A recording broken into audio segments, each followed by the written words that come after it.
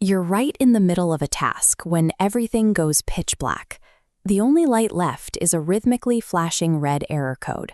Today, we are going to safely isolate your system, diagnose the exact cause behind that overload or overheat warning, and restore your power without damaging your equipment. To do this, you need 4 specific items: insulated electrical gloves, a digital multimeter, which is a handheld testing tool used to measure electrical voltage and current, a basic calculator, and your manufacturer's manual.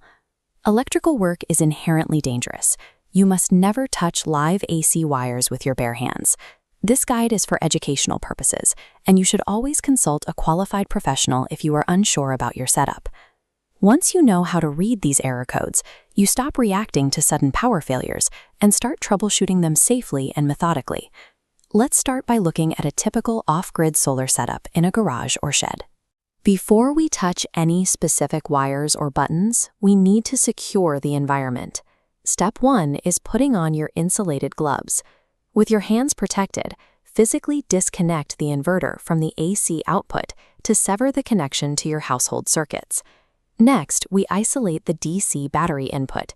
You do this by either flipping the main DC breaker to the off position or completely pulling the main inline fuse. You will know you have succeeded when the inverter screen goes completely blank and the internal cooling fans spin down into total silence. This complete physical isolation is mandatory. Skipping this step leaves you exposed to lethal electric shock and makes any diagnostic tests we run completely invalid.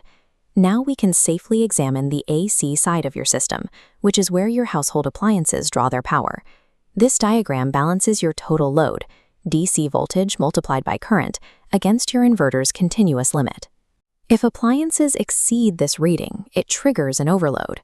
Refrigerators pull massive, split-second power spikes to start, temporarily tipping the scale way past your inverter's capacity.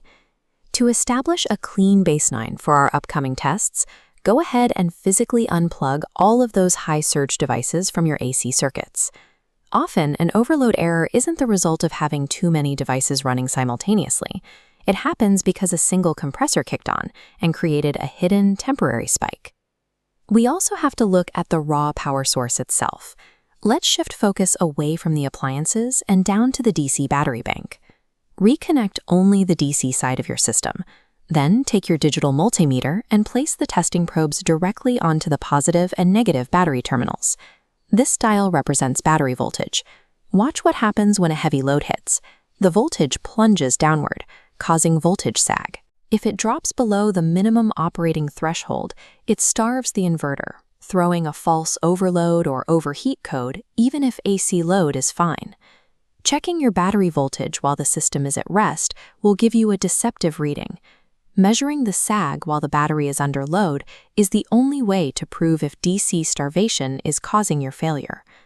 Let's turn our attention to the physical casing of the inverter unit and the environment immediately surrounding it. Inverters generate heat as they convert DC to AC power. Most units have a built-in thermal cutoff mechanism that will automatically shut the system down when internal temperatures reach 60 to 70 degrees Celsius.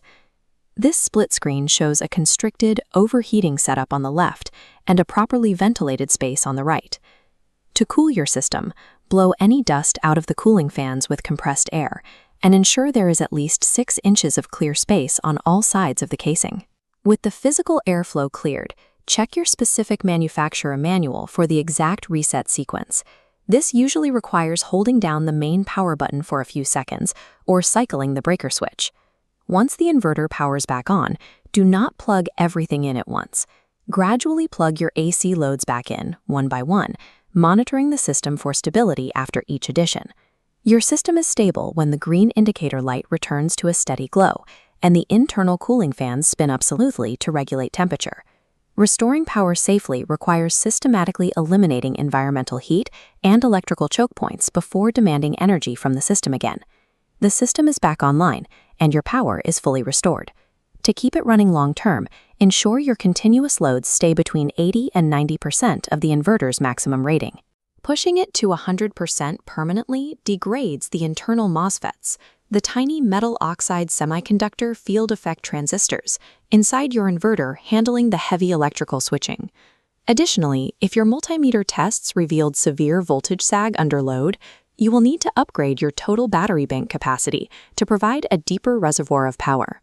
Leave a comment below if you found a specific appliance causing an inrush overload in your setup. Subscribe to the channel and check out our Solar Inverter Basics and Troubleshooting playlist for more step-by-step guides. Mastering these error codes turns a frustrating blackout into a predictable, manageable routine, ensuring the components of your off-grid system last for years.